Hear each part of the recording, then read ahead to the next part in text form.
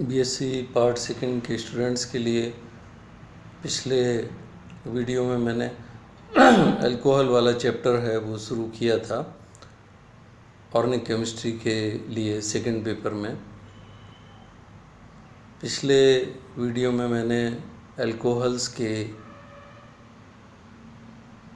General aspect को discuss किया था, जिसमें उनकी डेफिनीशन, उनके क्लासिफिकेशन इत्यादि को डिस्कस किया गया था। अब उसी स्टडी को आगे बढ़ाते हुए हम आज अपने इस वीडियो में क्लासिफिकेशन ऑफ अल्कोहल्स के अन्य जो उनकी कैटेगरीज़ हैं उनको हम स्टडी करेंगे। साथ ही अल्कोहल्स में जो पाई जाने वाली आइसोमेरिज्म है या समव्यवता है उसको स्टडी किया जाएगा। एंड नोमेनक्लेचर ऑफ अल्कोहल्स, अर्थात अल्कोहलों के नामकरण के लिए क्या क्या पद्धतियाँ प्रयोग में ली गई हैं उनको हम डिस्कस करेंगे। कई बार ये देखा जाता है कि डिफरेंट टाइप के जो अल्कोहल्स होते हैं उनके डिस्क्रिप्शन है वो हमारे लिए आ जाते हैं, तो उस पॉइंट ऑफ व्यू से ये सारी जनरल एस्पेक्ट की जो स्टडीज़ हैं वो बहुत इम्पोर्टेंट हैं।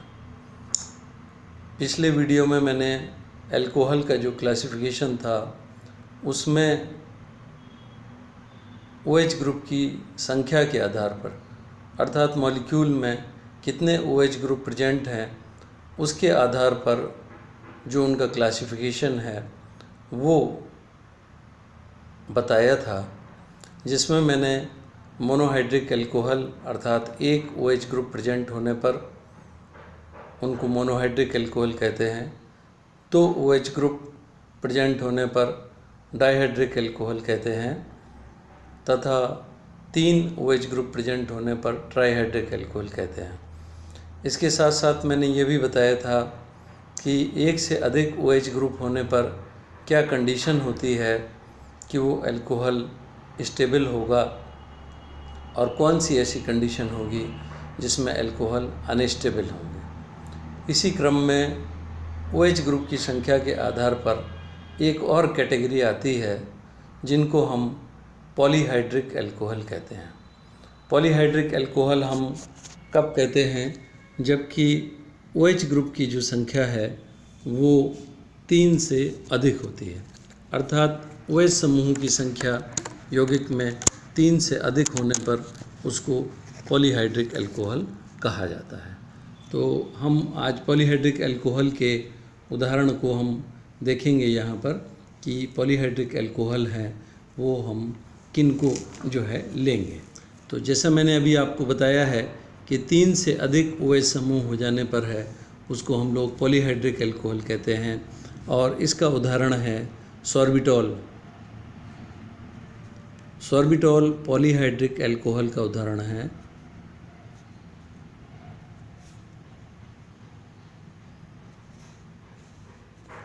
सॉर्बिटॉल में 6 कार्बन परमाणुओं पर OH ग्रुप है वो प्रेजेंट होता है और इसकी संरचना इस प्रकार से होती है: CH2OH, CHOH, CHOH, CHOH, CHOH and CH2OH। इस प्रकार से हम देखते हैं कि 6 कार्बन परमाणुओं पर OH ग्रुप प्रेजेंट है। हमारे लिए अल्कोहल के इस चैप्टर में जो स्टडी करना है वो monohydric, dihydric and trihydric alcohol तीनों स्टडी करने हैं। मोनोहाइड्रिक अल्कोहल हम लोग स्टडी करेंगे, डाइहाइड्रिक अल्कोहल हम लोग स्टडी करेंगे एंड ट्राइहाइड्रिक अल्कोहल हम लोग स्टडी करेंगे। तो इस प्रकार से मोनोहाइड्रिक, डाइहाइड्रिक, ट्राइहाइड्रिक अल्कोहल्स को हम स्टडी करेंगे। पॉलीहाइड्रिक अल्कोहल्स को कार्बोहाइड्रेट के चैप्टर के अंतर्गत है वो अलग से स्टडी किया जाता है, क्योंकि कार्बोहाइड्रेट्स जो हमारी फूड मटेरियल हैं वो भी पॉलीहाइड्रिक अल्कोहल हैं। उसमें 3 से अधिक OH समूह के साथ साथ और भी कुछ फंक्शनल ग्रुप प्रेजेंट होते हैं, बट मुख्य रूप से उनके अंदर अधिक मात्रा में अल्कोहलिक समूह ही उपस्थित होते हैं, अर्थात वो भी एक तरह से पॉलीहाइड्रिक अल्कोहल हैं जो कार्बोहाइड्रेट या हमारे फूड मटेरियल होते हैं। उनको हम लोग बीएससी पार्ट 3 में कार्बोहाइड्रेट के चैप्टर के अंतर्गत अलग से स्टडी करते हैं। अब क्लासिफिकेशन को आगे बढ़ाते हुए हम देखते हैं कि अल्कोहल्स को अगेन जो और कैटेगरी है उसके अंतर्गत आता है saturated alcohol and unsaturated alcohols. Saturated alcohol हम किन्हें कहेंगे? जिनमें कि सारे जो है बॉन्ड हैं वो सैचुरेटेड हैं, अर्थात इस प्रकार के अल्कोहल CH3, CH2, CH2OH है। ये हमारा 1-प्रोपेनॉल है जो एक सैचुरेटेड अल्कोहल है। दूसरी कैटेगरी इसी में आ जाएगी अनसैचुरेटेड अल्कोहल्स की।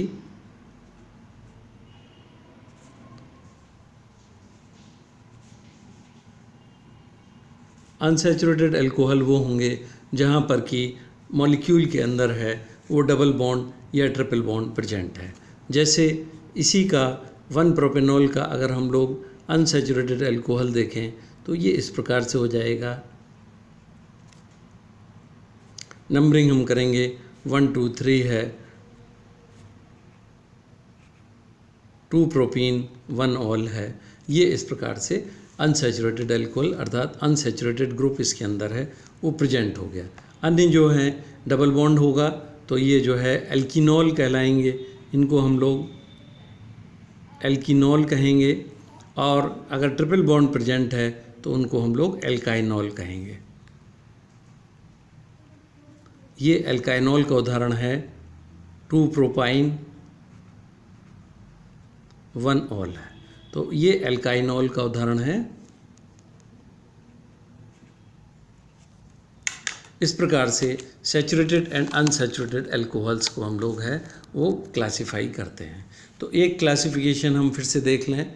एक क्लासिफिकेशन हमारा हो गया नंबर ऑफ OH ग्रुप की संख्या के आधार पर, अर्थात OH ग्रुप की संख्या 1 2 3 या उससे अधिक होने पर हम क्या अल्कोहल के लिए जो है यूज़ करेंगे, monohydric, dihydric, trihydric and polyhydric. Unsaturated होने पर है एल्कीनॉल होंगे या एल्काइनॉल होंगे। सैचुरेटेड होने पर हम लोग उनको एल्केनॉल्स बोलते हैं, एल्केनॉल्स। ये एल्केनॉल हैं और ये एल्कीनॉल हैं और ये एल्काइनॉल है। इस प्रकार से सैचुरेटेड एंड अनसैचुरेटेड अल्कोहल का क्लासिफिकेशन हो गया। नेक्स्ट जो क्लासिफिकेशन अल्कोहल्स के लिए आता है वो भी बहुत इम्पोर्टेंट है, जिसको अपन लोग कहते हैं on the basis of type of carbon to which OH is attached. ये क्लासिफिकेशन क्या है? ये क्लासिफिकेशन है कार्बन की प्रकृति के आधार पर जिससे कि OH समूह जुड़ा हुआ है। अर्थात अब हम जानते हैं कार्बन कितने प्रकार के होते हैं। 1 degree carbon, 2 degree carbon, 3 degree carbon, ये इस प्रकार से, एंड 4 डिग्री कार्बन। तो 4 डिग्री कार्बन में तो चारों संयोजकताएं कार्बन की 4 हाइड्रोकार्बन या एल्काइल समूह से होंगी। तो यहाँ पर इसका हमें कोई विश्लेषण, यहाँ पर इसका डिस्कशन नहीं करना है। 1 degree, 2 degree and 3 degree carbon के आधार पर हम लोग इनको 1 डिग्री अल्कोहल या primary alcohol, secondary alcohol,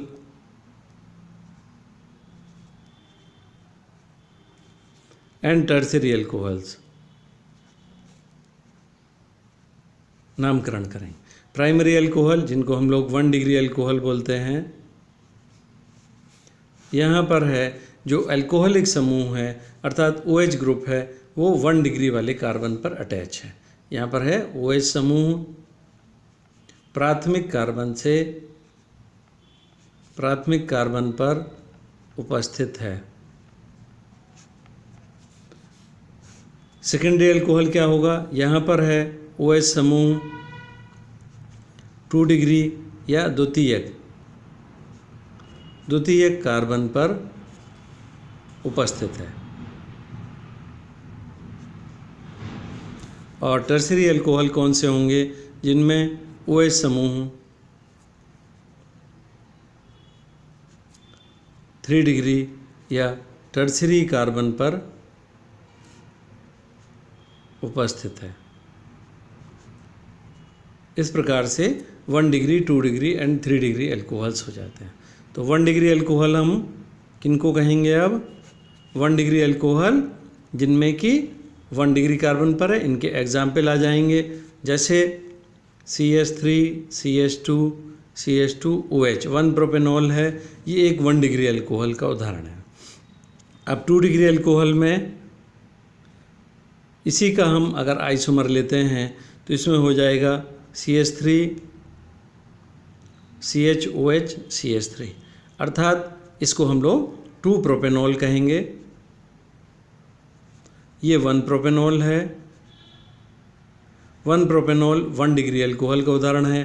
2 propanol 2 degree alcohol का उदाहरण है। And 3 degree alcohol, 3 degree alcohol कौन से होंगे? जिनमें कि 3 डिग्री कार्बन परमाणु पर OH समूह उपस्थित है। और इसका पहला उदाहरण हो जाएगा आपका tertiary butyl alcohol. Tertiary butyl alcohol 3 degree alcohol का उदाहरण हो जाएगा, क्योंकि इसमें 3 डिग्री वाले कार्बन पर है वो OH समूह उपस्थित है।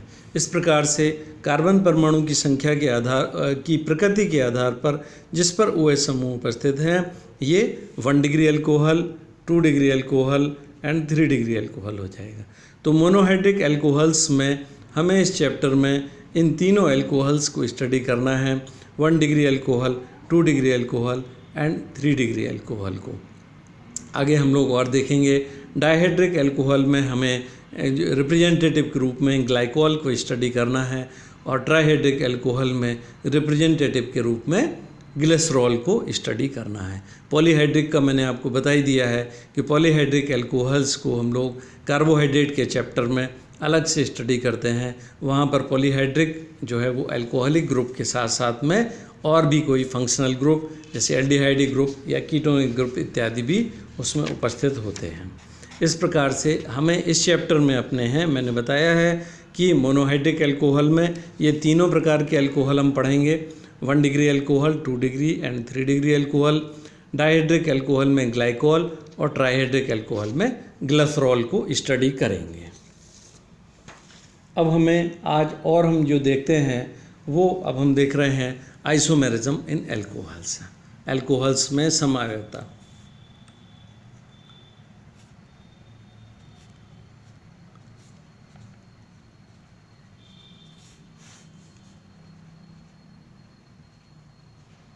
अल्कोहल्स में समावयवता। तो समावयवता हम लोग बेसिक डेफिनेशन समावयवता की जानते ही हैं, जिसके अंतर्गत हम जानते हैं कि एक ही अणुसूत्र एवं अणुभार वाले वह यौगिक जिनके संरचना सूत्र भिन्न भिन्न होते हैं या फिर त्रिविम में उनके एटम्स या ग्रुप की पोजीशन डिफरेंट होती है, वो परस्पर समावयवी कहलाते हैं। ये तो समावयवता की बेसिक डेफिनेशन है। यहाँ पर हम लोग अल्कोहल्स के केस में जो समावयवता पाई जाती है उसमें नंबर सबसे पहले देखते हैं स्थान समावयवता, या जिसको हम कहते हैं पोजीशन आइसोमेरिज्म। पोजीशन आइसोमेरिज्म अर्थात OH समूह की जो पोजीशन है वो मॉलिक्यूल के अंदर अगर चेंज होती है। इसका उदाहरण अभी हम देख चुके हैं, मैंने आपको बताया था CH3, CH2, CH2OH। तो ये 1 प्रोपेनॉल है, अर्थात इसमें जो OH समूह है वो 1 पोजीशन पर है। और दूसरा जो उदाहरण है वो 2 प्रोपेनॉल है, CH3, CHOH, CH3, अर्थात 2 प्रोपेनॉल है। 2 प्रोपेनॉल एंड 1 प्रोपेनॉल परस्पर पोजीशन आइसोमर्स हैं। दूसरा हम लोग देखते हैं, इसके अन्य उदाहरण भी हो सकते हैं। OH समूह की अगर पोजीशन नहीं चेंज कर रहे हैं तो एल्किल समूह की पोजीशन इत्यादि भी चेंज हो सकती है। जैसे अब सपोज करिए है हम लोग जो है इस प्रकार का कोई उदाहरण ले लेते हैं जिसमें OH तो हमारा फिक्स है, लेकिन जो उसके साथ में जुड़ा हुआ एल्किल समूह है उसकी पोजीशन में कोई परिवर्तन है वो हो रहा है। अर्थात जैसे सपोज करिए यहाँ पर है CH3 समूह, तो अब इस यौगिक का नाम हो जाएगा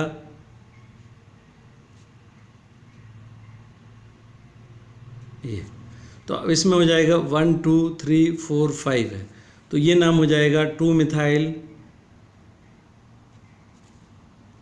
1 पेंटेनॉल। और इसी का दूसरा, अब OH की पोजीशन नहीं हम चेंज कर रहे हैं, वो 1 पर ही रहेगी। इसका दूसरा उदाहरण हो जाएगा, इसमें हम मिथाइल की पोजीशन है वो चेंज कर देंगे, 2 से उठाकर इसको 3 पर ले आए, तो अब इसमें CH2OH CH2 CH CH2 and CH3। तो अब इसमें ये हो जाएगा 1 2 3 4 एंड 5 है, तो ये हो जाएगा 3 मिथाइल 1 पेंटेनॉल, 3 मिथाइल 1 पेंटेनॉल हो जाएगा। तो ये भी पोजीशन आइसोमर्स के अंतर्गत ही आएंगे। इस प्रकार से हम ये 2 समयावताएँ देखते हैं।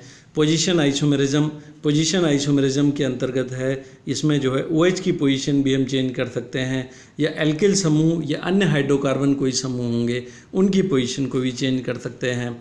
और दूसरी जो हमारी जो आइसोमेरिज्म होती है पोजीशन के बाद में, जो अगली आइसोमेरिज्म है वो हमारे लिए जो स्टडी करनी है वो चेन आइसोमेरिज्म है। इसको नेक्स्ट वीडियो में डिस्कस करेंगे।